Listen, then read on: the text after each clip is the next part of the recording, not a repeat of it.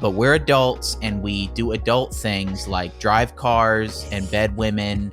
And it's like, well, yeah, that stuff's cool too. But also, I like Batman. I think Batman's pretty sick.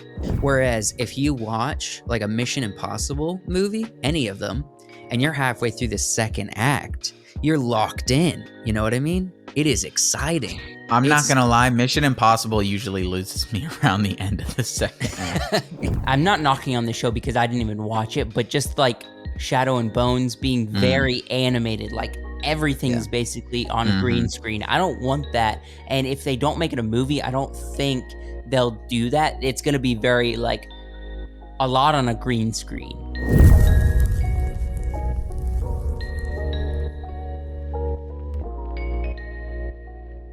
Welcome back to the Wacky Wonderful Wise Works podcast. Now, we have no opener at the moment, but we're just trying to get into the... They see the opener when the viewers see it. Oh, they see the opener. Did we put an opener on this? Hold on, you're jumping the gun, Joshua. You're promising the opener in a literally 2 days. Even if it's just have like Tobey Maguire just like dancing or something as the intro. No. We're gonna look. Something will be in there, even if it's just music and the full screen Wise Works podcast. We'll have something in, but it's not like it may not be like our previous season openers, like a big thing. Yeah. So we moved. We're doing it remotely because we moved. Me and Wyatt are in one place, and Joseph is not in the same state as us.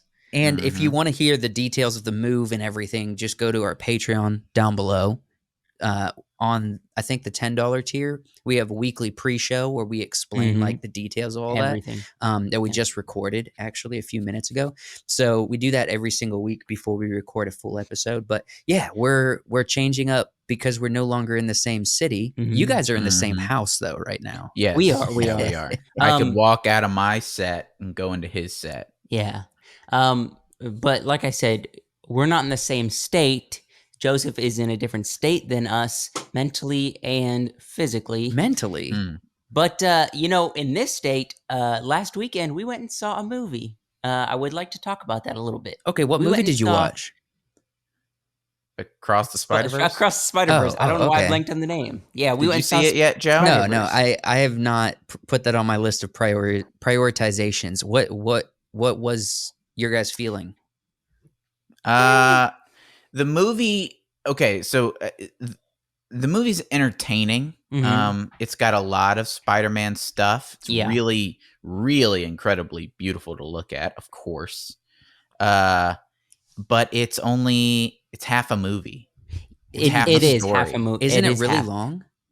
It is, and it's only half a story. At the end, it's like, how is this going to end? We have to conclude it somehow, and then it just says, to be continued, and then it feels like it's ending at the middle of the second act or at the end of the second act of a movie, and you're like, wait a second, to be continued on the screen. And that'd be okay for an episode of a TV show, but this is a movie. I don't think that's acceptable. It's I take issue with movies nowadays of being like, we have to do a huge long movie, and then they go, oh, we did this huge long movie that's now a two-parter. Right. Yeah. It's like, we knew that with Dune. We knew with Dune that it was going to be a two-parter. But Dune felt like it came to some kind of conclusion. It did. It had the final battle scene. This was like, they began the battle scene at the end, and then it just was like, to be continued. And it was like, what? And do you think, because the whole movie, from what I saw with the trailer, it's pulling from a bunch of genres of Spider-Man comics, Spider-Man cartoons, and everything? No, it was just the way that the story was. It was just a choice laid out. It was a choice that they're like, oh, we're going to continue this because it's a big thing. We maybe want to wrap up this portion of the story in the third movie. And now, between the first Spider-Verse movie, this Spider-Verse, and the second or the third Spider-Verse, if they have one big, huge, cohesive trilogy. I'm not angry at that, but kind of I'm more upset that we're still following this trend of use the second movie to set up the third movie. I don't want that. I want everybody's like, even with Empire Strikes Back, everybody loves that movie as an individual movie. Yeah. Right. Even though it's not the end of the story. You're right. I think this kind of started during the era of, I think Twilight did it. Hunger Games did it. Do you feel like Avatar: The Way of Water is doing that, or do you feel like Avatar: The Way of Water stands alone? That one kind of had an end of the movie conclusion. Even though it kind of sets up some stuff, and again, Empire Strikes Back has a conclusion. Even though it's like, oh, Han Solo's frozen in carbonite. Right. Yeah. The end was like, it's like, yeah, we lost this one, but we're setting up. Yeah, we're setting up for the next one, but it felt like it had a conclusion. Right. Yeah. So overall, like, did you feel, because you said it's half a movie, but do you feel like it was still too long for it to only be what it was? No, it did they put in a lot of work. Yeah, they really did a lot with it. It put in a lot with Spider-Man, with Gwen Stacy, with the both kind of the villain-esque characters. Right. Towards I guess the end of the second act, even with Peter Parker, the one from the first movie, and it did a lot of that kind of stuff, and they did a lot with his parents. I think they did too much with his parents. Interesting. It was like by the fourth scene where he's talking to his parents, I was bored of that. I was like, can we, he has this thing, he talks to his parents once in the first movie, and then at the end his dad gives that awesome speech while he's sitting in the chair, and that's it. Right. That's kind of the emotional setup and payoff, which was really good. But they did so much emotional. It's like, oh, you're our son. Oh, you're disobeying. Oh, we want this. We want that. Yep. They did so much of this stuff. It was like, just figure out one thread and follow that thread. I will say, without spoiling anything, I guess, I'm done. It was cool for what it was, but I'm done with the multiverse of bringing other movies in that has been like past movies that were supposed to be standalone movies. Right. Bringing them into like a world of multiverseness that to like reference other things. I'm done with that. Right. It was cool for what it was, but we saw it. You can only do it so many times and it'd be cool. And now it's just cheesy. I'm glad they brought in this is a little spoiler. Well, we could spoil it. They brought in Donald Glover, live action Donald Glover, to play the Prowler. He's in a like a detention cell, and Miles talks to him. But he's live action. And that was cool. That was a cool reference. I'm glad they didn't bring in live action any other Spider-Man. They did kind of. We saw. Well, no. We saw them from their movies, but we didn't from their. No, yeah, they didn't. Where they used examples of like the canon events of like tragedies and things that happened to Spider-Man, but we didn't see them. We saw a lot of other Spider-Men from other cartoons, like the Amazing Spider-Man shows up, and actually is there and talks to Miles. But I'm glad. It would have been a little bit too weird if live action Tobey Maguire or Andrew Garfield stepped in. They did a Lego. They had the Lego Spider-Man do a little Lego thing. That was cool, but. That fits within the kind of cartoon thing that we're doing. Yeah. I think visually, I would give the movie like a 8 even 9 visually, but overall as a movie, because they did cut it short, in my opinion, and it was kind of hard to follow the storyline. I would give it a 5.5. Interesting. It was difficult to follow story-wise, and then they just cut it off. So I would give the movie itself. I would probably go higher, probably like a 6.5 or a 7. Because I truly did enjoy it. There wasn't like stuff where I was watching where I was like, this whole section is unnecessary. Right. There were bits and pieces of, a few different identity politics and things that were, thrown in there. But that wasn't like a main part of the movie, even though for some, they felt the need to throw it in there.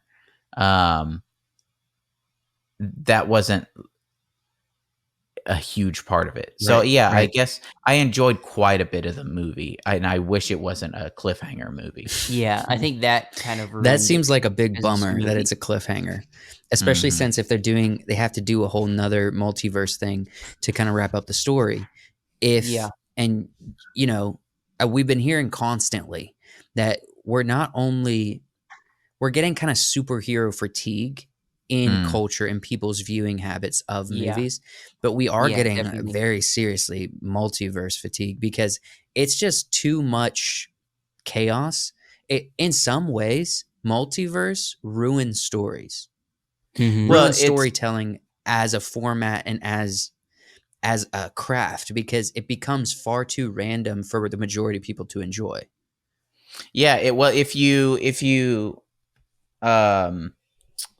I think the Spider-Verse did the multiverse very well. I liked how they brought in they brought it in with like, Spider-Man's connected through things that always happen to Spider-Man. Right. An Uncle Ben character always dies. There's always the loss of like, and there's different things, but there's some, there's always something. Like several Spider-Men will share a similar canon event. Yes. And that tracks. While, Tobey Maguire's Spider-Man didn't have, Captain Stacy dying. Andrew Garfield's did. And so did a whole bunch of other Spider-Man multiverse characters. Right. And that was an interesting way to explore the multiverse and explore kind of the things that all Spider-Man characters have woven through their lives. Yeah. And that was cool. But it's more, it's not as much that the multiverse is uninteresting. It's that it's tired at this point. We've seen it done. We've seen it done well a few times, but it's like we all hit multiverse within the space of 3 to 4 years. Yes. So people are like, how many, it's really cool when it's like everything everywhere all at once, where it's like, oh, this is a story within this world, right? This is a multiverse story within this world. But when you get super meta, like Rick and Morty gets really meta of like, oh, we can enter any world. They could enter the Spider-Verse world. Yes. I wouldn't have been surprised if they had shown like Rick and Morty dressed up as Spider-Man. Yeah, that would be interesting. Like they did it in the Space Jam movie. Right. The most recent one where Rick and Morty show up. It's like, do we need all this? That's true. Yeah, they did show up. I forgot about that.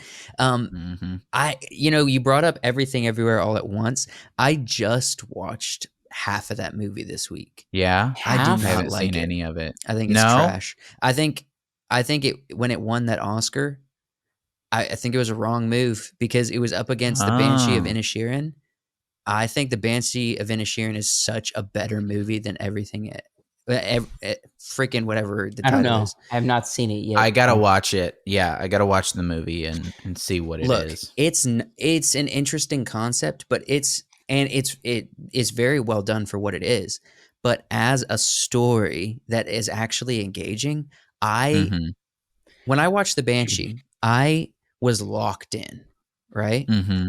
When I watched everything all at once or whatever, I wanted to leave watching the movie.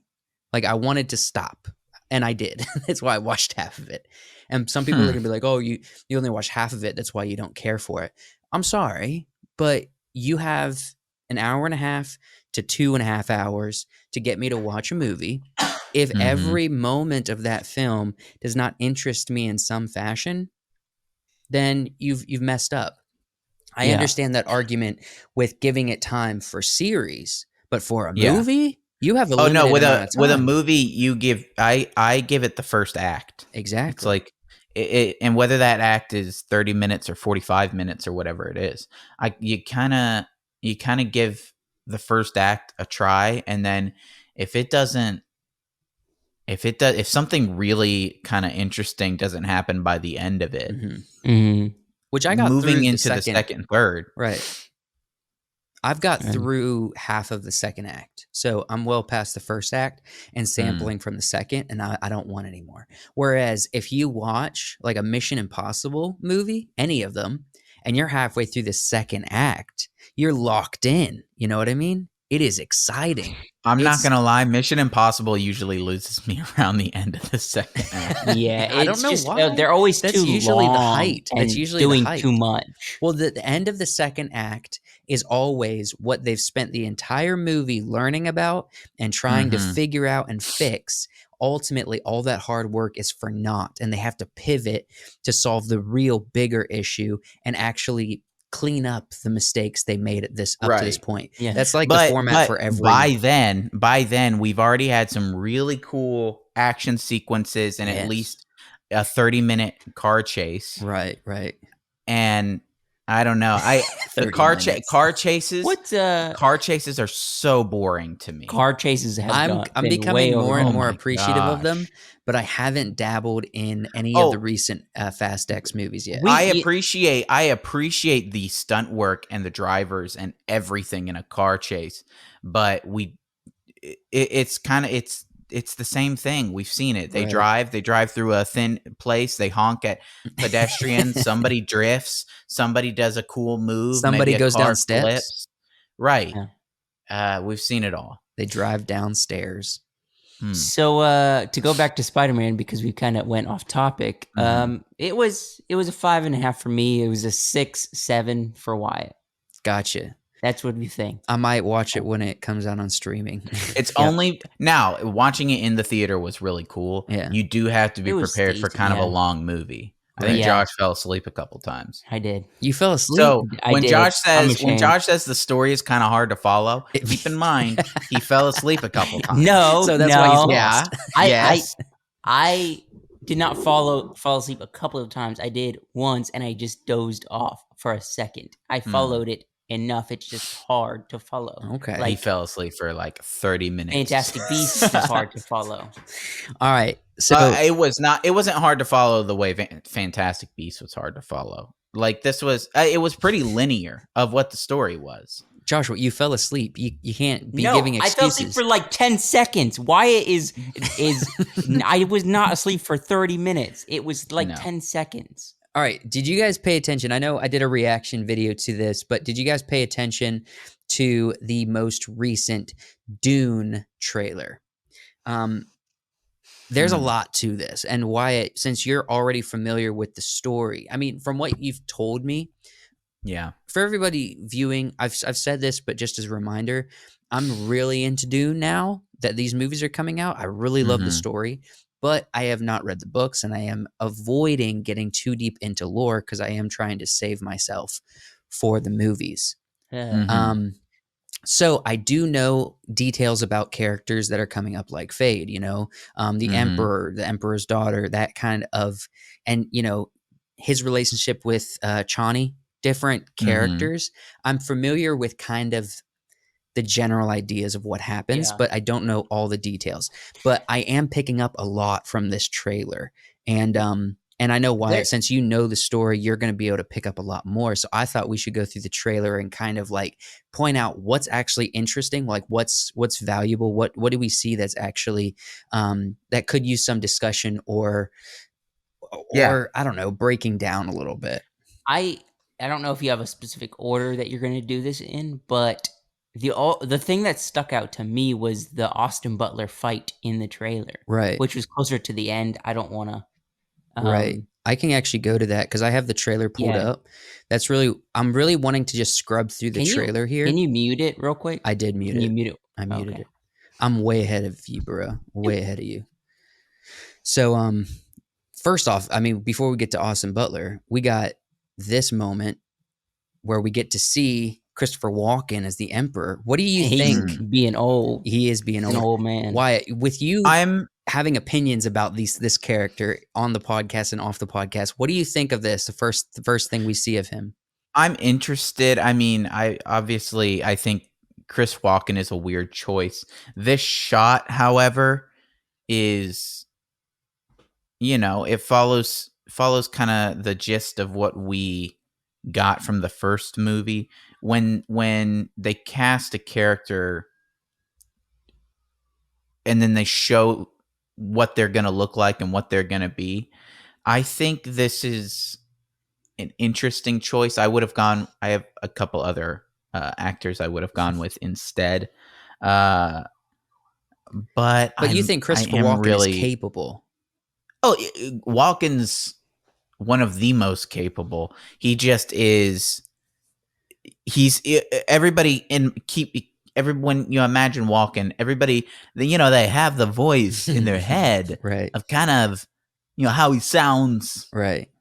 You know, and that's kind of what's running through people's heads. I think it's going to be go to the Austin Butler fight. Yeah, here we go. So this is a crazy cool moment. This is something I know I pointed this out when we were watching, when I did kind of like the cinematography breakdown, but it's super interesting. Do you think what is the home planet that's not Arrakis for the Harkonnen?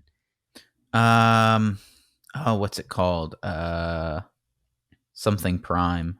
I am guessing this is probably like a visual cue where it's like black and white to represent their home planet. You know what I mean? Yeah. And maybe there's something cool that Denis Villeneuve's doing because of like the closeness of a specific moon creates almost like a white glow on everything. Yeah. And so it creates, I don't know exactly the details of this, but I love the visual black and white look. And it's almost like, you know, it's black and white, but when you see it, your brain doesn't say this is black and white. Your brain says like, there's something interesting about this planet that creates this color palette. You know what I mean?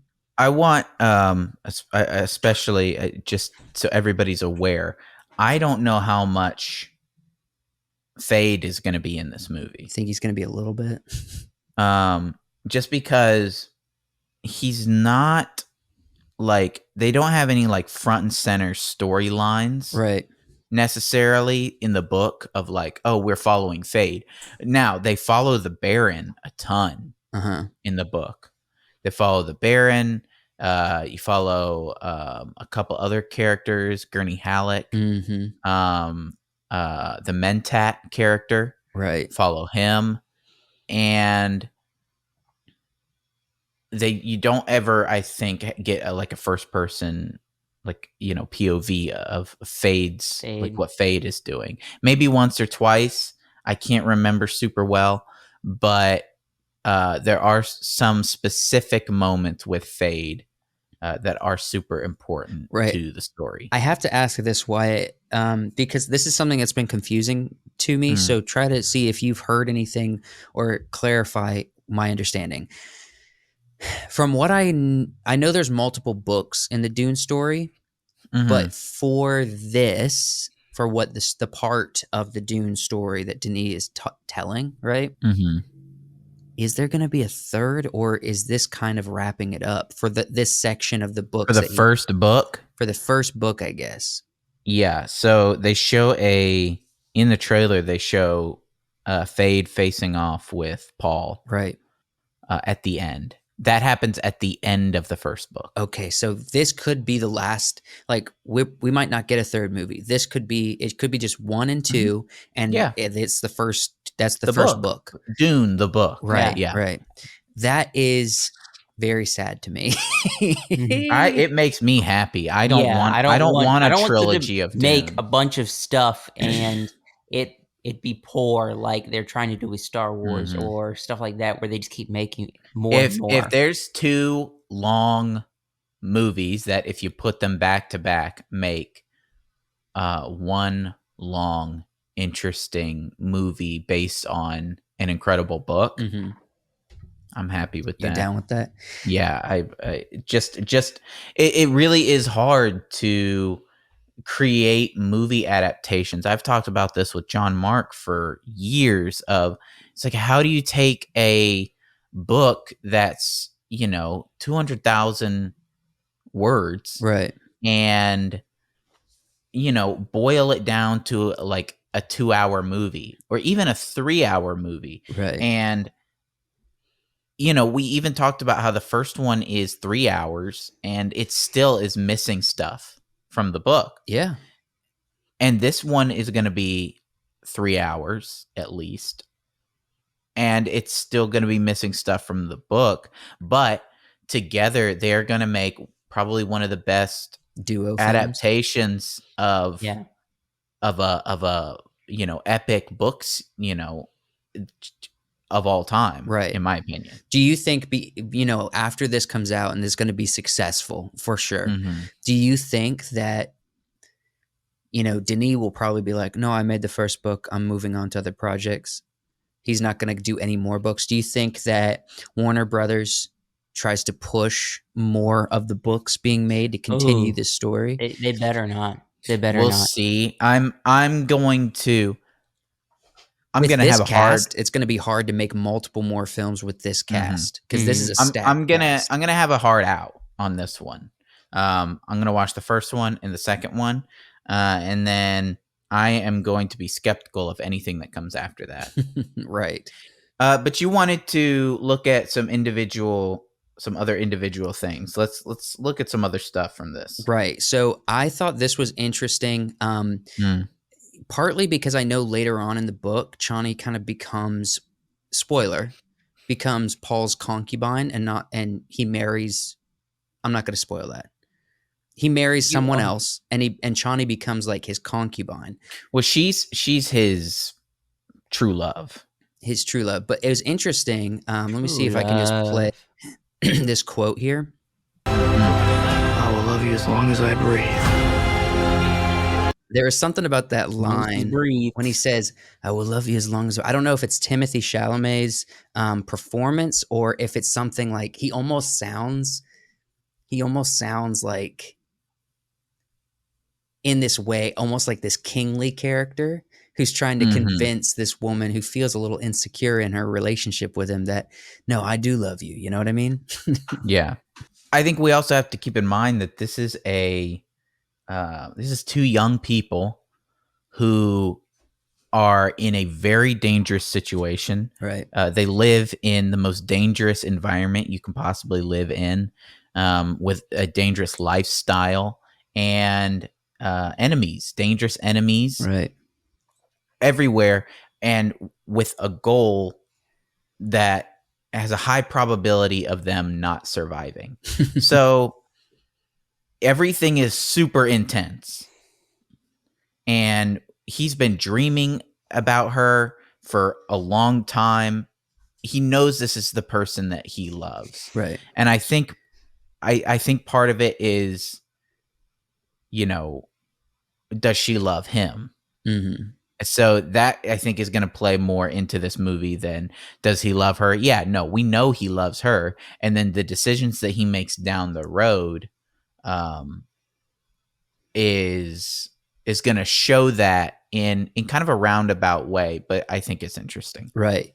Another thing they did deal with in this trailer is they dealt with very heavily with what's being communicated is this idea of, I think it was Gurney Halleck who is like, if they think you're, you know, a god or whatever, use that. You know what I mean? And then there's also, you know, his conversations with his mom in the first trailer, like with Hope, you know, that's not Hope or whatever. And then in here is talking, I think Jessica's talking with who's the Stilgar, yeah. And she says, like, he basically is like, I believe, like, people are dealing with, is the prophecy real? That's a big message. It's a big focus point of this trailer, and they hinted at it with the last trailer. So it seems like the emotional turmoil is going to be like every single character being like, is Paul really this savior character, this Messiah character, or and how do I deal with that as an individual? And every character is going to have their own perspective and interaction with that feeling or that idea throughout this whole film. And even Paul himself, you know, there's this moment where, you know, Paul has a little bit of, I guess some idea of what's happening in the future, and he can start to see where the decisions that he makes are going to change things. Right. And so that's a big part of the second part of the book. John Mark brought up the other day, he said he really liked in the book, Stilgar going kind of from a skeptic of like, yeah, I followed this religion my whole life. Right. And then you come up and you say that you're the Kwisatz Haderach, and you say that you're our, you know, our guy, our Messiah. Right. And then eventually, as time goes on, he starts to become like, you know, the zealot, like a, you know, almost a prophet for Paul Muad'Dib. And I think they're gonna have a lot of the storylines that, you know, you start off in the first one kind of having an idea of who this character is, and then as we move into the second one, it's going to become more intense and more interesting. Right. This moment I saw in my reaction video of someone saying that this is a really important moment. Do you recognize this moment from the books, Wyatt? It could have just been some commenter's thought about, like, you know, this is a big deal because this is like Paul making a decision that's like really catastrophic and actually is like starting a big war. Or it could have just been, is this an actual moment that's recognizable from the book? Because I feel like there's a reason why it's at the end. I feel like, yeah, I remember, oh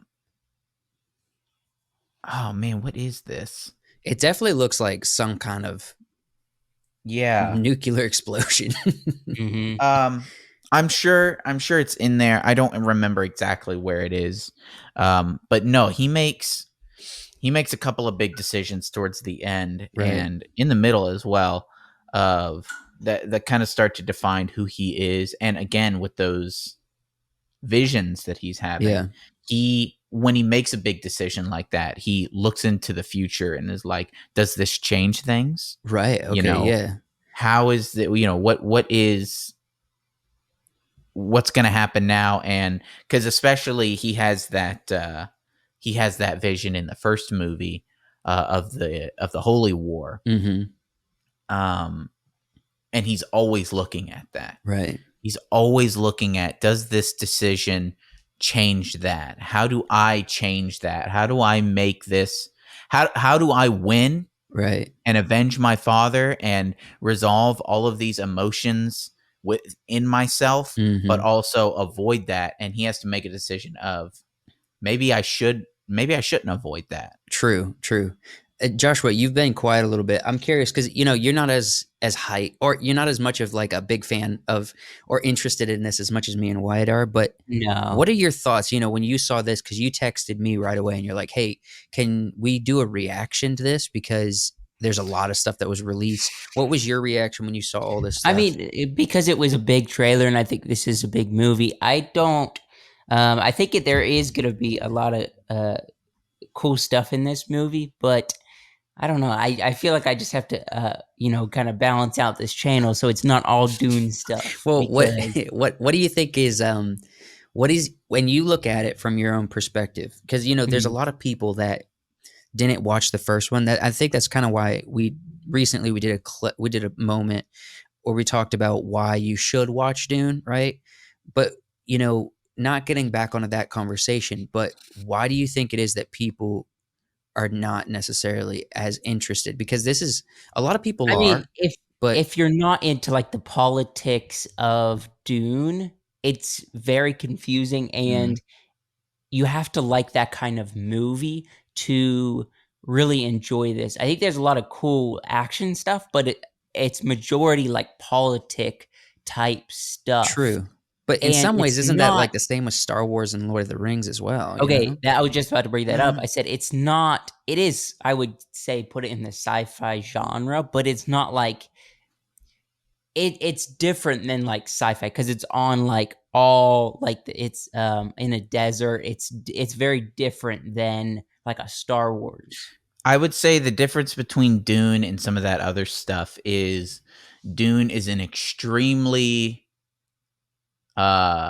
human movie. And that's the point of it. And that's I feel like even reading the book, we've talked about in the past where it reads like a biblical manuscript or religious text, is that in this world that was once ruled by AI and, many different kinds of wars and so much technology has been developed, and, even their shields, they've almost sort of devolved with the shields of it's like, oh, laser weapons don't, if you shoot a laser weapon, everybody's going to die because it's going to make a nuclear explosion. Right. We've, sort of turned to the knife fighting kind of style. Technology is so interesting and wild and futuristic, and yet this is the movie and the book are about human things. It's like love, right? Like love in a difficult time, like got to do with it. Your future, your who you're gonna be, what decisions you're gonna make, and the repercussions of those decisions, especially as somebody who can see the future, what it is to be a mother, or what it is to be like a priest, right? Somebody who has sway over people that believe in something, right? What it is like to want things and to need things and to have emotions of, I want to avenge my father, but I also want to be happy. Yeah, I definitely will go into this one a little bit different than the first one, being that I knew nothing about Dune going to the first movie. There was something exciting about that, though. No, I would say a ton of people didn't know anything about Dune. I had fun not knowing about it and going into it. There were so many people that were reading the book of Dune after this movie came out that didn't watch the 80s movie, that didn't know anything about it. Right. And it's only for the, that small nerd culture out there that knew anything about Dune. I don't know. Small, very large by this point. Yes. At this point, yes, I would agree because of this movie and Look, no. But even before the movie, there's a pretty large portion of nerd culture that knows Dune. Most nerd culture, whether you're into comic books or Star Wars or whatever, in that circle, you kind of know what Dune is and where its roots are and how it influenced other things. I was happy to get into this not knowing anything, because for a long time I kind of feel, I know there are other stories out there that I can get into the lore, but it's something that I have to feel like that speaks to me in its fun, complex, unique way. And so I've always been into Lord of the Rings lore, mildly into some of Star Wars stuff. But when I, kind of in the first movie, going into it not knowing anything, it's like this whole new world of lore exploration has opened up to me, and that's really, I had a great time. That's fun. It's like a whole treasure trove has just been given to me, and there, along with that, similar to what we saw with Peter Jackson, you have these awesome films that are coming out, so it kind of helps you visualize and kind of helps you understand, and you don't have to have like these weird, old show or old movie kind of thoughts in your head about what things look like. You actually get this cool modern version of a version of what the characters, what the world, what the technology looks like and how it operates. And it kind of makes the lore more exciting in some ways. At least it does for me. Yeah. Is that it for Dune? That's all I have for Dune, really. I just wanted to bring up some points, especially with that new trailer being released, kind of what it showed us and some of the new stuff. But we'll definitely keep talking about Dune as more comes out. But before we move on, we got to thank somebody. Thank the patron. Thank you, Cynthia. Thank you, Cynthia, for being a Patreon supporter. If you would like to be a Patreon supporter, just look us up. Wiseworks. Links in the description, Wiseworks. Yeah, well, it links down below. Yeah, that is true. Yeah, so you can, we have all kinds of cool stuff. You get podcasts like this a week early. You get exclusive content like the pre-show, like I mentioned at the beginning of this episode. We also have studio content that comes out early, and you also start getting your name shouted out at the end of videos in the credits, as well as a shout out during the podcast. So thank you so much, Cynthia, for being a Patreon supporter. We really, really appreciate it. So now I did have another thought about this, but before have you guys heard about this news with Narnia? I haven't. Very briefly, I saw an article. I didn't really read it, so I'm pretty much going into it blind also. Right. Okay. So there's been word that they might have selected. First off, Netflix has the rights to Narnia. I haven't done a deep dive to figure out how it's been when they got that, but it's been a while. It's been a while. 20. I'm just guessing 2016. I would say probably. I would give it like 2018 might have been when they initially announced it, or 2019. But it's been on the back burner. We've heard nothing about Netflix making progress. And initially, I think the posters said for this Netflix Narnia series, I think initially the posters were saying an original series, right?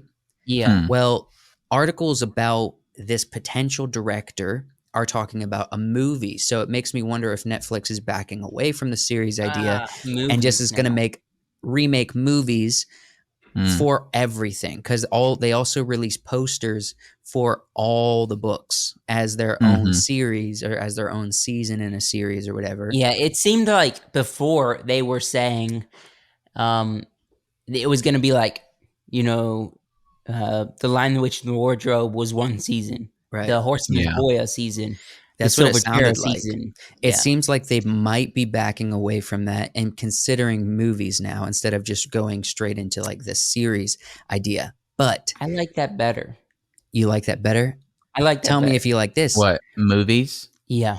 No, I prefer a series. If you're going to do a series, if you're going to do a reboot of something like this, and I don't mean a series like 10 episodes per season. Maybe I mean like four really good episodes. 4 really good episodes of The Lion, the Witch, and the Wardrobe is all you need. Or The Horse and His Boy. As long as the budget is good, I'm okay with that. But it has to be movie quality, not and that's something that's quality. Exactly, I agree. That's something that I think Netflix could innovate in. Be like, let's do this where we take a major franchise and turn it into 3 or 4 really awesome episodes for an entire book.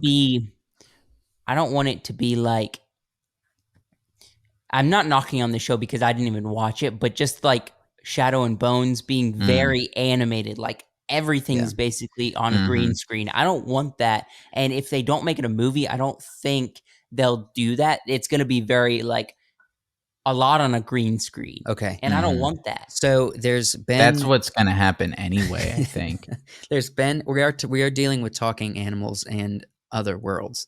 However, There has been news about Netflix considering and extending an offer for a director for the first movie, is what articles are are saying. Okay, and guess who it is? Greta Gerwig. Greta Gerwig. I wanted to get you guys. Bad decision. I wanted to get your thoughts. Bad. Hold on. I hate it. Before what's her IMDb list? let me go ahead and share this IMDb page. Okay. And sorry, I'm new to StreamYard, so can you guys see this? It's still loading. All right, so she is most recently the director for Barbie. Oh, cool. I mean, great film for her to direct. She also did Lady Bird, which I watched. She did, I think she did the most recent Little Women movie. She also was an actor for a while, but now she's kind of moved into directing and producing. Let's see. Let me get rid of the actor credits, and let's just see what she's done for directing. So she did Little Women. Okay, so she did Lady Bird. 4 things. Yeah, and the top one is a music video. And that's not a lot. And not super exciting to me. I will say this: did you guys watch the Little Women? I haven't. I've heard it's good. Long. It's been so long. I've heard it's good, but I watched it. I wasn't mad at it. I think she was respectful towards. I mean, it definitely was different than the book, but it still followed the same plot points. I think she just kind of reimagined certain things in it, but nothing too dramatic. But the characters remained like true to who they like their core being is. She didn't feminize too much the characters, especially like Joe's character. The girl in Lady Bird, which was right before Little Women, is the same actor who plays in Little Women as Joe.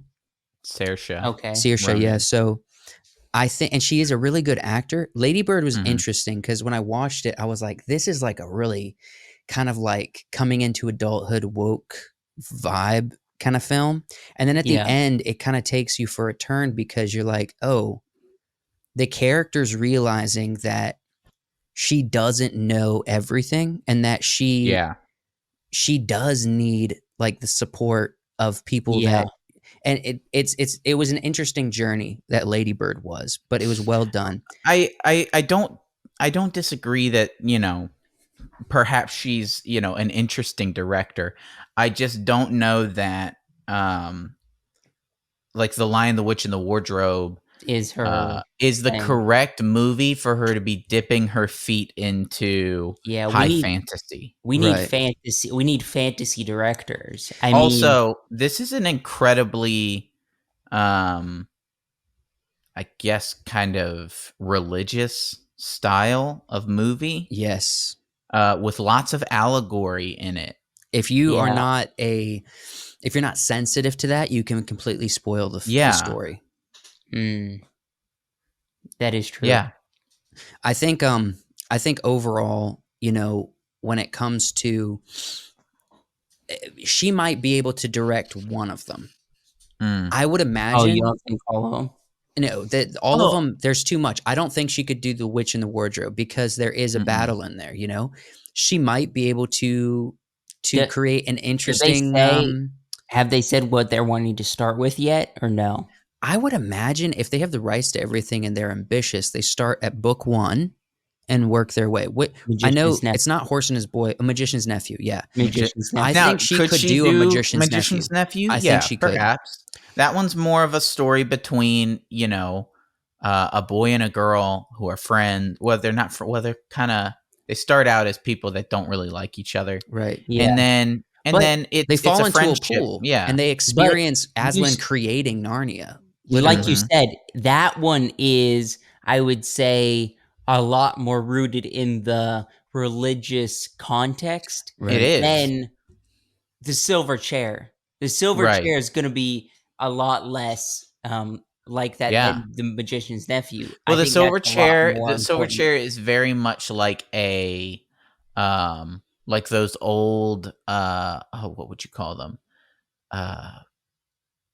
Almost almost grim fairy tale kind of warning stories. Yeah. Which Of, when you go off the trail, this is what happens. When you focus on yourself, kind of this like is what a happens. Pilgrim's Progress. It's very Pilgrim's Progress. Right. I mean, yeah, I hope they do start with that one. That would be The Magician's Nephew. Yeah, I think we've not seen it on screen yet. We've seen. All right, we have a couple. Witch in the Wardrobe's the most popular. We have a couple Prince Caspians. We have a couple. The Voyage of the Dawn Treader, and we have one Silverchair, right? Yeah. What we're missing is we don't have any Magician's Nephew, no Horse and His Boy, no Last Battle. And am I missing any? And it's just those three, right? Prince Cat. Did you say I said Caspian? Prince Caspian. We have a couple Prince Caspians. The Horse and His Boy is my favorite. It's an incredible story of like adventure and kind of finding out who you are and what your values are, right? And friendship and that kind of stuff. And it really is it's just such a good book. And it kind of goes away from your from Narnia, from where what you know, but then brings some of that stuff in. Like he interacts with the Pevensies as kings and queens in Narnia, which is really cool. Yeah, if I'm being honest, just thinking about this overall with the story and who's creating it, I would almost rather not see anything from Netflix. Sell it to Angel Studios and wait. That's not hold on and wait about 10 years for Angel Studios to become a I'm much not waiting bigger 10 years. Listen to me. Become a much bigger studio, so they have more resources, they have more access to good directors that have experience working with a lot of video effects and high-end productions. Because right now we have a couple of those and The Chosen. But I think Angel Studios would probably be a great company to really kick off a badass Narnia series or a badass series of movies. I think that would be awesome. I'd rather see it from them than Netflix. Like you said, their budget would have to be quite significant, and I don't think right now they have the resources for that. So it'd take a while for them to get the resources for that. But right now, it's in Netflix's hands, which we can already kind of guess that it is going to look like Shadow and Bone, right? It is going to not do justice to the Christian narratives that C.S. Lewis put into it. It's already in bad hands because it's so predictable. And yes, at this point, Netflix is a part of the mainstream entertainment media because they've wanted to be. Now they're innovative in streaming, but outside of that, they are just like everybody else. So we already know it's in bad hands. I would rather not get anything from them. I would rather it be in the hands of some studio like Angel Studios and give it to a director or a producer that actually has care, and wait. I mean, even I would actually rather see a little bit of production suffer a little bit than to see Netflix screw it up and make it feel like this bright colored, animated world like we saw with Shadow and Bone. Well, I mean, if they can make Aslan kind of if they can make Aslan look like he did in that original Lion, the Witch, and the Wardrobe from 2008 or whatever, whenever that came out. I thought you were talking about the BBC one. No, not the BBC one. No, Liam Neeson Aslan. Right, where Liam Neeson's right in your ear. That's all we need. Liam Neeson Aslan looks better than half the visual effects we're seeing in superhero movies nowadays. Right. Did you see that short? He still looks good. Right. Did you see that short I sent to you about animation in Hollywood? So apparently a guy who worked on The Flash made a little Instagram reel and explained, he's like, if you think the animation looks bad in The Flash, you're right. And this is why. And he explains that, it's not something that's like we've never heard of before, but he's just confirming this. So studios put a lot of money into animation, and they don't give them they give them really quick deadlines. So when I think I did see that. when you're working on an animated piece, it's like you have 3 days to get this animated piece done. You have a lot of money, but ultimately you can't put that money to good use because you only have 3 days, when really you need to do the Jim Cameron option and take time more than money. You know what I mean?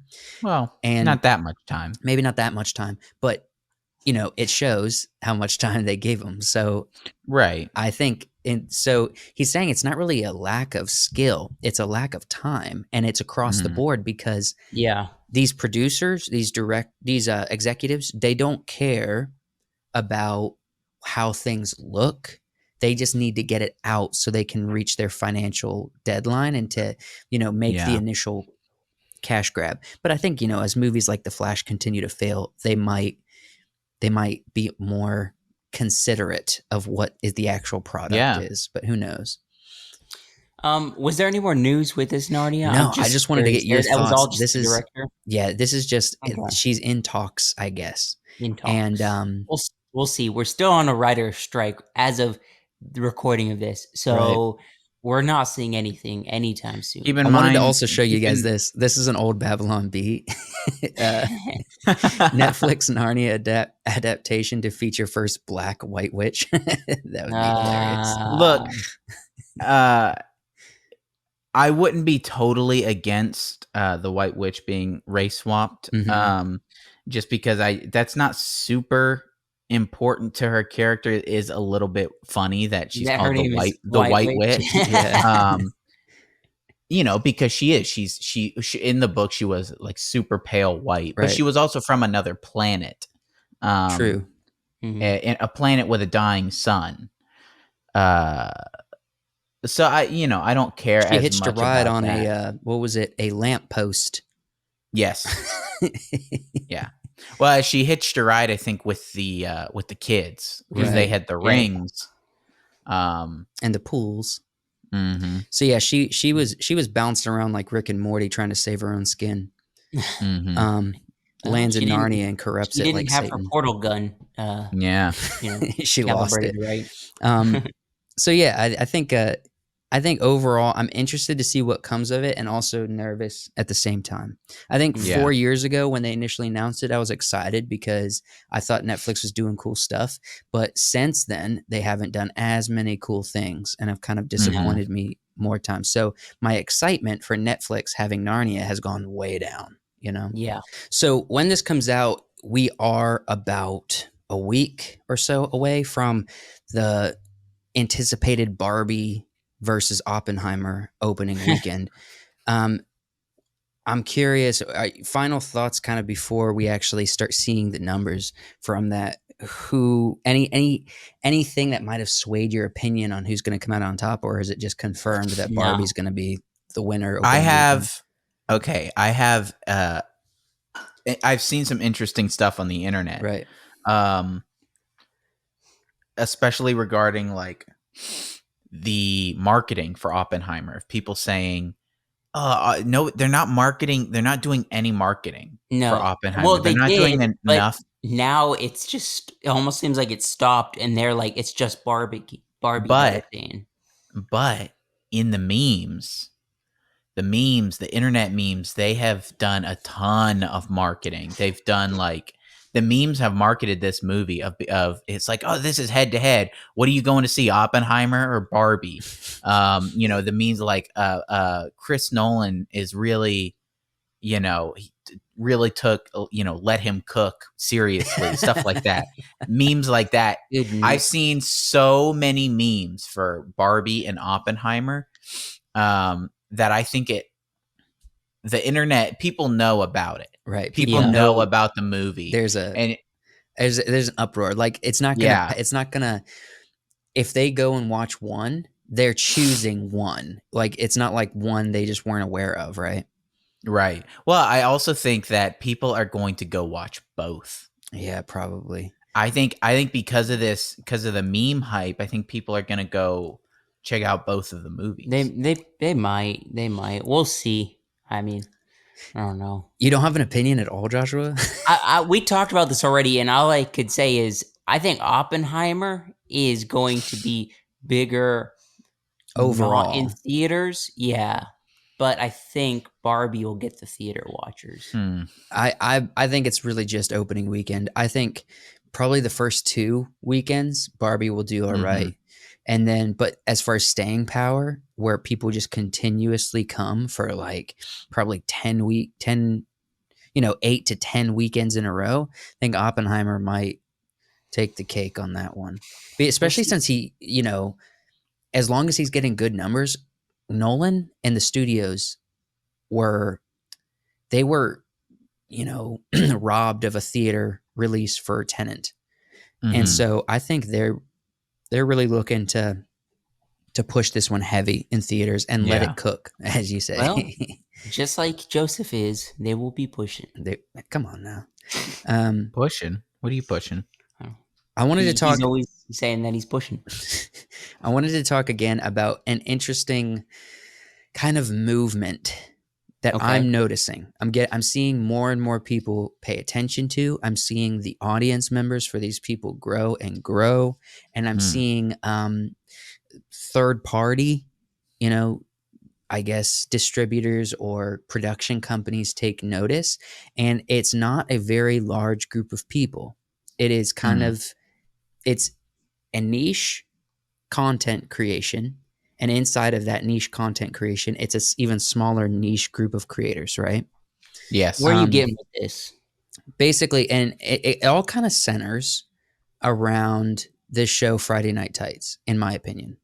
Okay. So it is a live stream that goes on Nerdrotic's channel every Friday evening. And what he does, it's Gary from the YouTube channel Nerdrotic.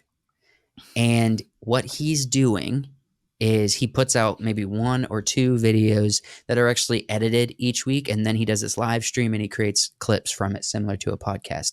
But he has on other creators that are kind of like-minded or just differ slightly in their personal opinions about movie commentary, about movie reviews, about the culture of entertainment filmmaking and, that. And so it's this nerd culture that's really taking off, and his growth has been huge the past year. I mean, huge. I think he's gone from 100,000 to over 700,000 followers in like less than a year. I think it's something crazy like that. He's also doing he's got a subscriber battle with another YouTuber, Dan Vask. Right. So, and he's on Friday Night Tights as well, isn't he? Every now and then, sometimes Dan comes on, but he more goes on Tuesday night's Main Event, which is the other kind of thing like this, the little brother to Friday Night Tights. Right. I want to watch. So recently, one of the personalities that's on Friday Night Tights a lot, Quarter Black Garrett. He used to be the producer on Steven Crowder's show. I think he's been producing for Gary on Nerdrotic recently. Yes. He's recently got himself a exclusive podcast on The Blaze, Glenn Beck's show, co-hosting with Dave Landau, who's a comedian. Yes. A most recent episode, Dave was not in because he was doing something. So he decided to bring on Gary from Nerdrotic and another guy, Eric July. Have you guys heard of him? Yeah. Yeah. I know who Eric is. Right. I know who he is too. I just wanted to see. He dabbles a lot more into gaming and comic culture, but he still talks about movies and everything. Well, I mean, he wrote he wrote the comic book. Exactly. That got $3 million. Right. And the biggest we've talked about him on the podcast before. Yeah, biggest sale for a comic book ever. Right. So and I haven't checked up on the sequel to the comic book, but it's doing well. So there's a moment that Gary has a little soundbite in this recent episode. I want to go ahead and play it and just listen to it, see, and pay attention. I want to hear your guys' thoughts about what's being spoken about, because it really kind of captures the heart of what they're thinking about, big media entertainment against kind of content creation, kind of like this world that they're working in. And this is from Quarter Black Garrett's new show on The Blaze. Okay. They don't ever talk about that, and I wanted to kind of bring that into this sphere because we, The Blaze is so gracious and brought us on and doing this show, and I want to kind of bring that into this culture as well and kind of cross those bridges. Yeah, I feel like it's being recognized more now, and we're seeing a few people kind of wade in the waters of pop culture because, quite frankly, the pundits on the right have been losing this culture war badly because they completely misunderstand pop culture, gaming culture, comic book culture, movies. They all think it's childish. It's, nerds in their basement. And we're, not everybody, of course, our boy Benny understands it. People who understand it. But it's a really important part of this culture war because pop culture is American culture, is this country's culture. And, in Europe, too. That's a commonality that we've all had, and that's why we're fighting for it. This is the place where we used to all gather in one place and not worry about the politics and just kind of have fun. But that has been poisoned by corporate culture, mostly activism, which has always been, it's always had like its little place there, kind of like furries. But it's like the activist furries have taken over. I think that's a good description. The activist furries have taken over pop culture. All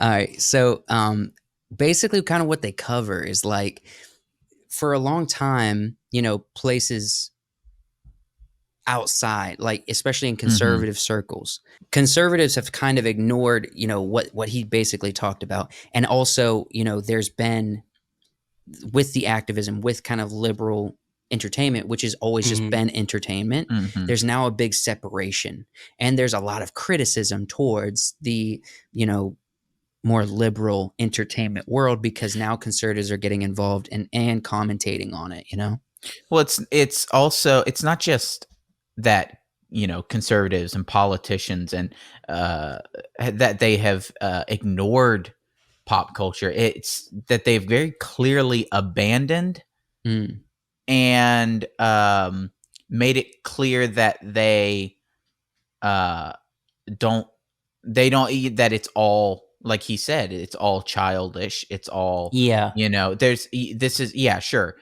They're like, anime is for kids and comic books are for kids, and watching Star Wars is for kids. Maybe it's fun every now and then when you're watching it with your kid. But we're adults and we do adult things like drive cars and bed women.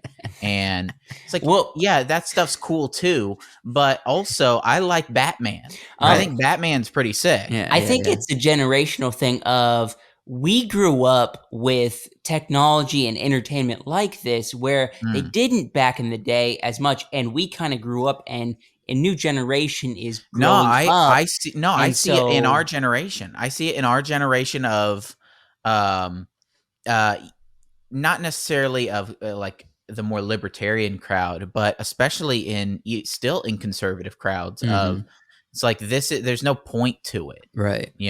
I don't really understand. I think that's a small subgroup of, I guess, what we're just calling conservatives. Right. But when you think of somebody who is conservative, right? They still, even in more like a modern circle, they're not like us. They don't think about movies and TV shows and games the way we think about them. And then if you move into the circles we grew up in, the really conservative circles, they don't understand it at all. Right. And even guys my age, friends of mine who, run in the more conservative circles, they're our age. Right. And they don't, like, if you say, I think this is a really important that, conservative politicians should be involved in like entertainment and stuff. They just like, that doesn't make any sense. Why would you want to be how does that affect anybody? I think they're maybe starting to get it, right? But it's not the way we see it. It's not the way Gary sees it. No, our they're like the left political candidates have made an effort to get their politics in front of people with TV shows, with talk shows, with movies, and they have really just entrenched themselves into modern media. And the right politicians have said, let them have all that artsy crap, which it shouldn't have been. That is, and it shouldn't have been. You abandon if this is like a clash, if this is a battle between two opponents, you've abandoned that ground. It's like, and you've let your enemy get entrenched in there and have control over what is, I think, one of the most important parts of society, and that is what we watch, what we see, what we enjoy. And that's what's interesting about this movement. With people like Gary, with people like Geeks and Gamers, a whole bunch of other creators that are highlighted, on the show, they are giving voice to the feeling for a lot of people online. A lot of people. I mean, I haven't felt as justified in my personal opinion as seeing how many people feel the exact same way on these specific areas about media. And I think in some fashion, we kind of have been given a gift. It's kind of an unfortunate gift, but in this, what he describes as a culture war, using entertainment as a weapon. Yeah.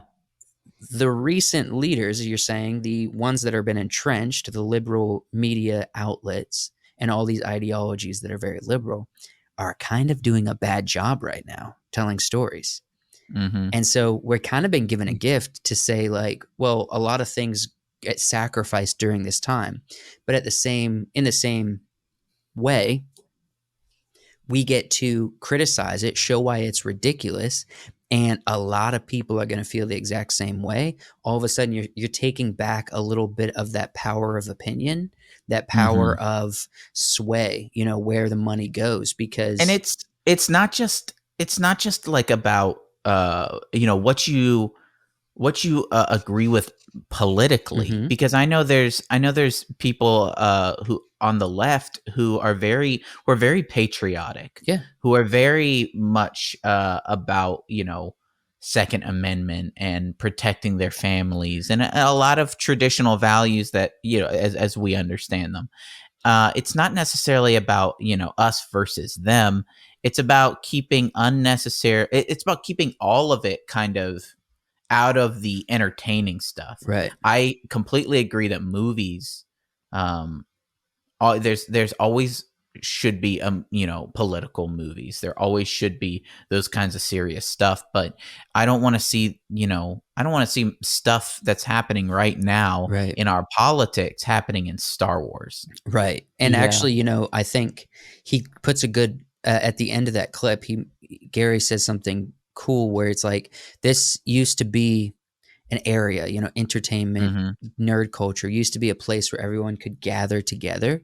Doesn't really matter what you believed. And it's not that anymore. It's either you have liberal ideologies or you are on the outside. And it's cool that these people that are, because of their opinion, on the outside are creating a culture, a community of people that are getting a lot of attention online. And we know ultimately, I mean, you can have millions of people say, oh yeah, the new Little Mermaid is incredible. And, it's a really good thing for, women and Black women and all that. But they aren't really the ones watching the movie. They're just the talking heads. The people that are the nerds are going to be the ones that watch the movie. Have you guys heard of the Iron Age? I haven't. Well, maybe I haven't. So the Iron Age is kind of groups of people in these circles who are creating comic books and media things, like people like Eric July, people like who else? I guess Chris Gore, and there's some other guys who are involved, guys who were formerly comic book artists for DC and Marvel who are working with Eric July on his comic book. Right.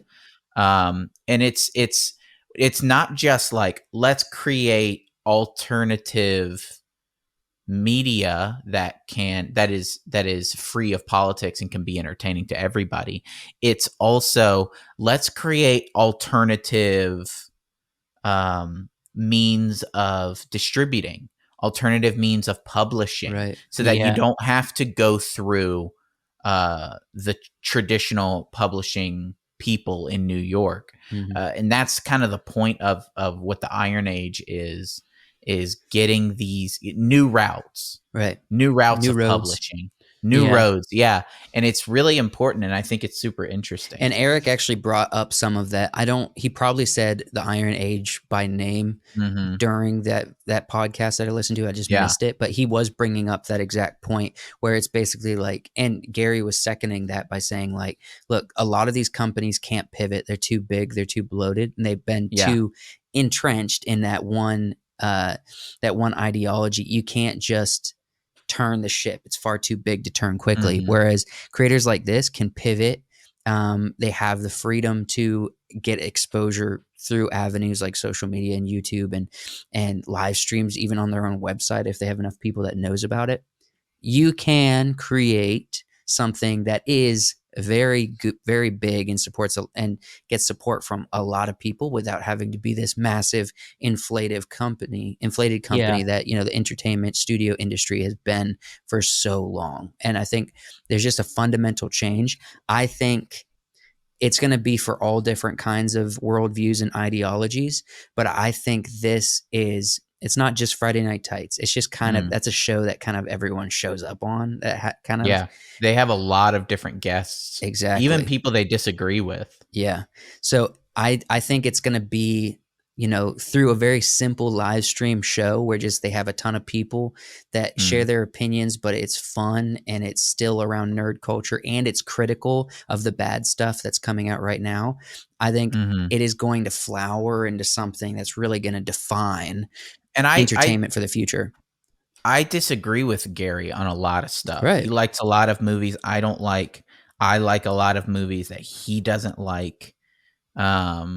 And it's that way with a lot of the people that come onto the show of, you're not going to, they don't agree on entertainment, but they all agree that it should be entertaining. Exactly. Yeah. So I think it was interesting. I just thought it would be fun to point out and to show that clip. Yeah. There's something going on, and if you guys are interested, we want you to watch our stuff, but if you want to kind of watch stuff that is in a similar vein, go check out Nerdrotic. This is the point. Yeah. This is the point of this is having a place for people who don't want to watch the who maybe don't want to get as heavy into kind of because even they get kind of political over at Friday Night Tights and Geeks and Gamers and stuff. And, if you're not wanting that kind of quite that heavy stuff. Yeah. I don't know much about Geeks and Gamers, so I don't know, but sure. Because we don't enter that realm of politics quite as much. No. But it's more so if it's valid for something that's like kind of a main topic that we talk about, Yeah. I mean, we're not afraid to do it, but we don't intentionally be like, well, we're going to try to stir things up to get the views or whatever.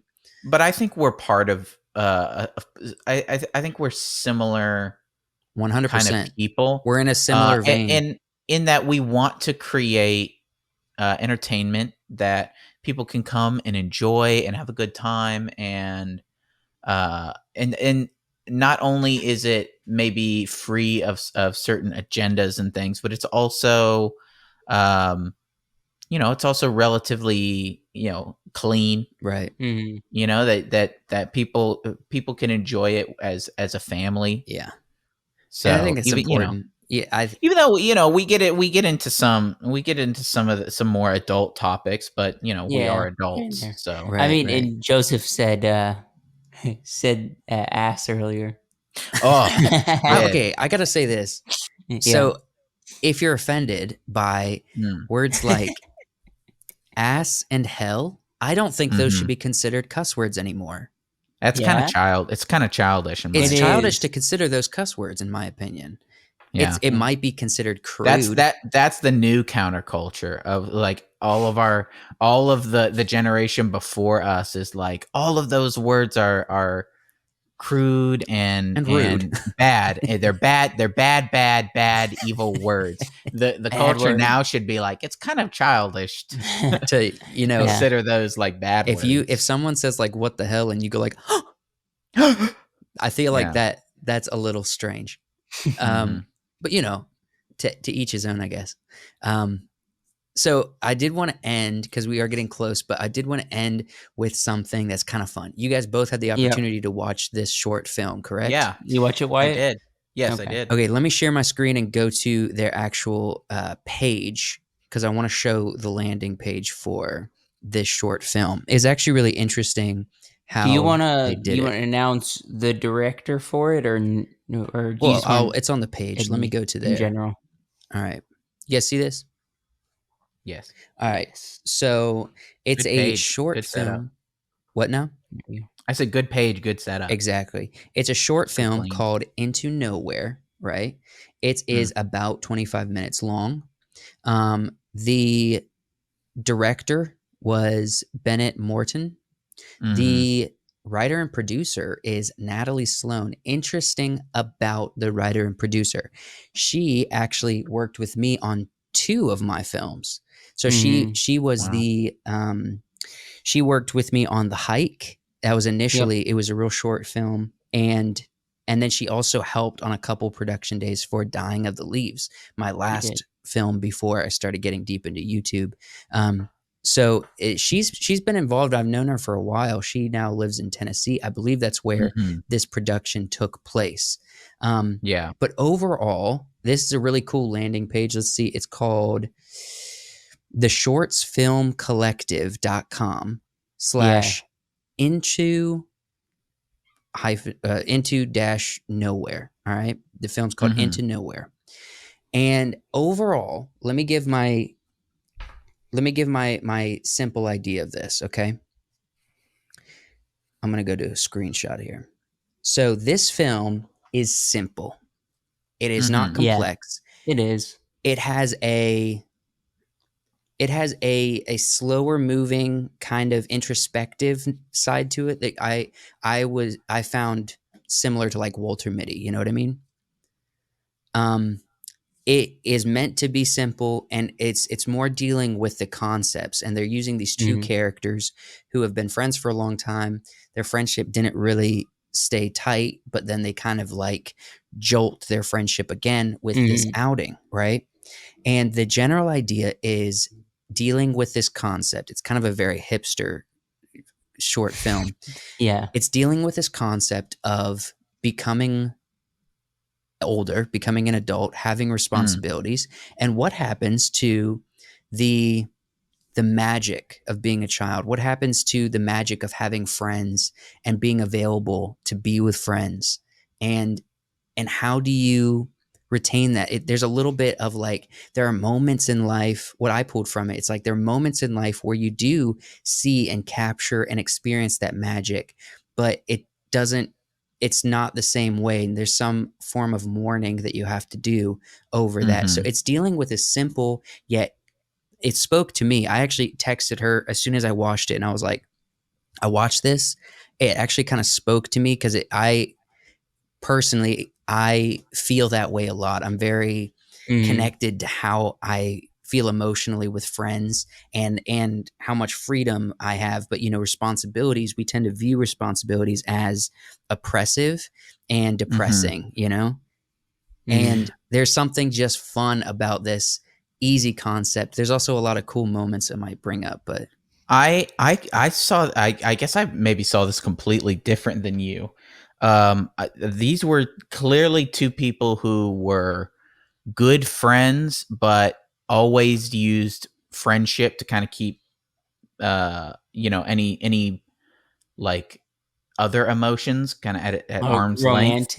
Yeah, romantic. I didn't really feel the romance vibe that you were talking about. I felt that a little bit. At least they that's what I mention it. was. And that's that kind of felt like as the story went on, it was becoming clear that because of the way she makes fun of his girlfriend.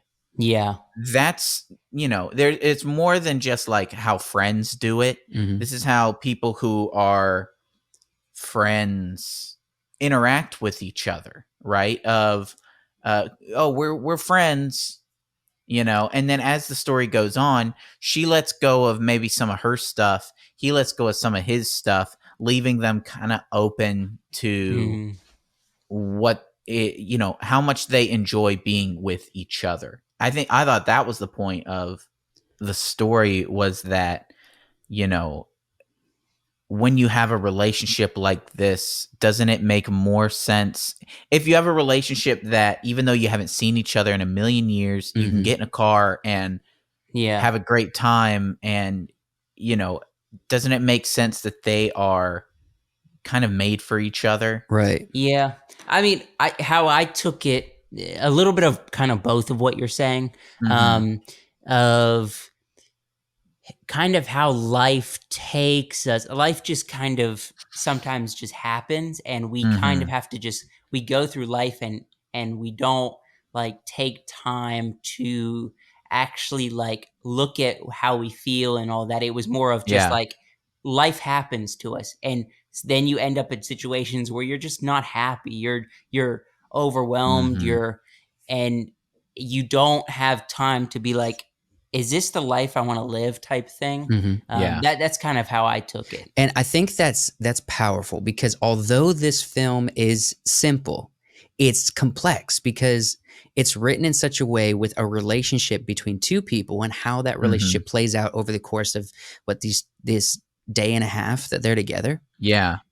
You take so much meaning and so much message that you do kind of feel yourself, that you do kind of resonate with. Whereas like if you get, I don't know, a Mission Impossible movie, that's a big one, but you just say like, no, this is secret agents trying to solve the mission, and don't get caught or save the world. It's fun, but these simple films, it just resonates with you. And I think that's something that when Natalie was writing, it didn't surprise me that she was making a film like this, because I kind of have seen her interest in characters, specifically like characters, especially when we were working on The Hike.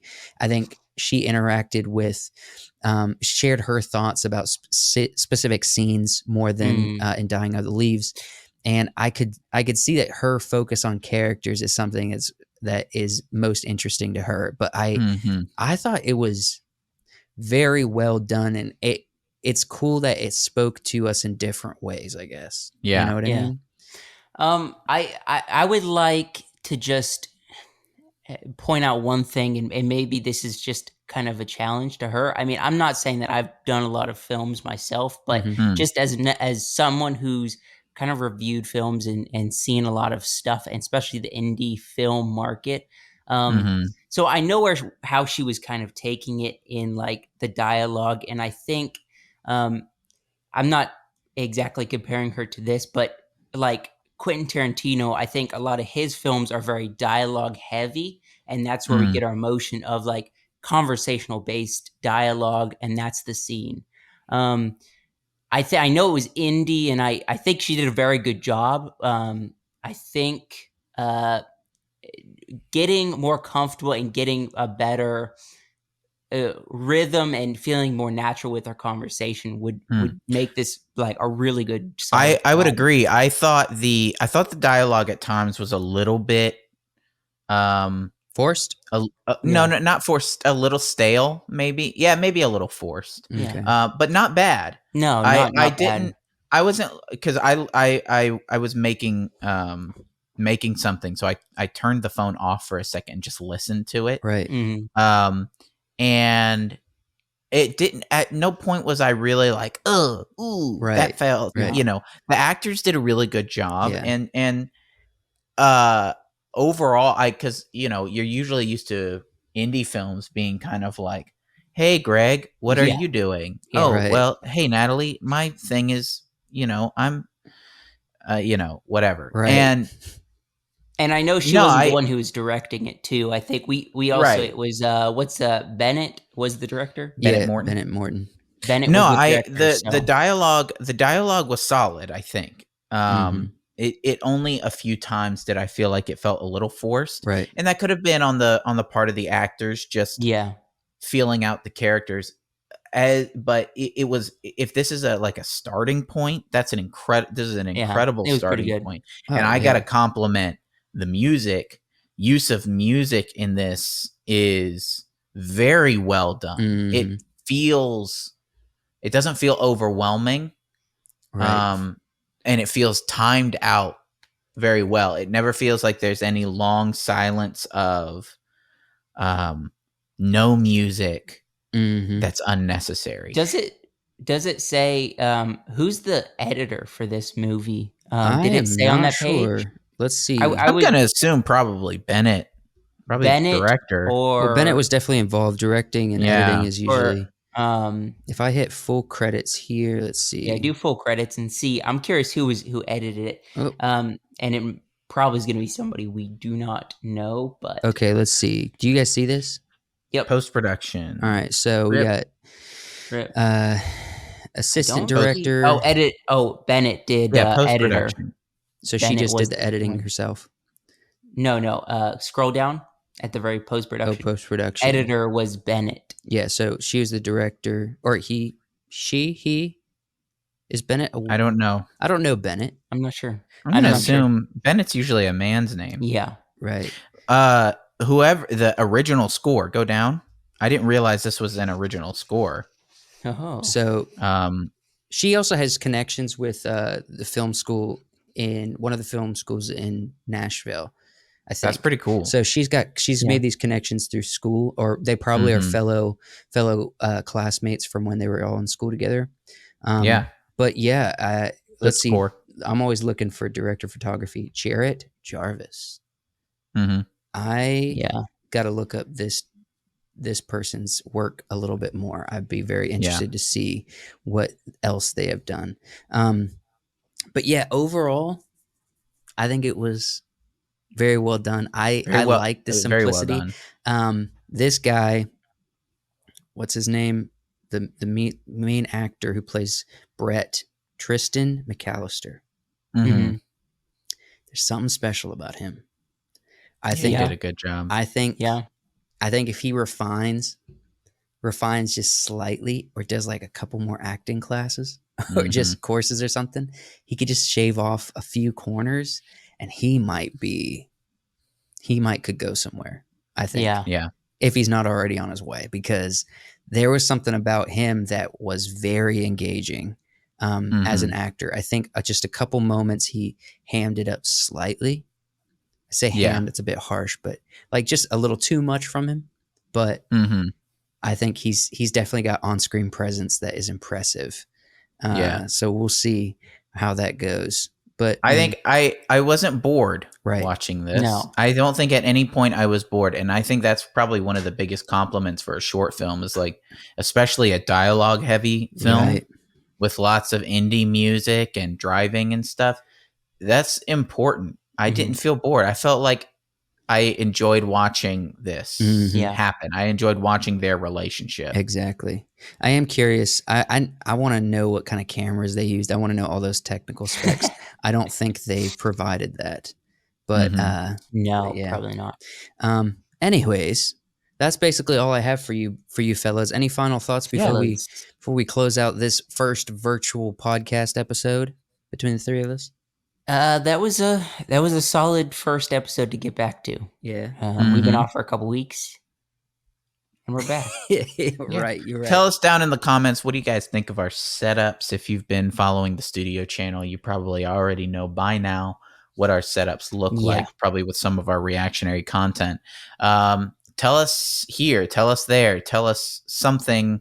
What do you think? Dr. I'm talking about podcasts or studio here. Right. I'm not doing a cat in the hat thing. What do you want to see? We've got, we've all got kind of a different setup. Mine is progress. In progress. Yeah. It'll be a work in progress for a couple weeks. Exactly. But, it will be. We'll get it. We'll hit our stride. Thank you all so much for listening or watching the podcast. We really appreciate it. We love you. And we look forward to seeing you either on the studio channel or in next week's episode. Yep. Adios. I've forgotten if there's a specific way we end these. I don't think there is. We just fade it. We usually out. like You talk always, to each other. Oh, and right. fade out. I forgot about that. I mean, you been a could long still couple do weeks. it.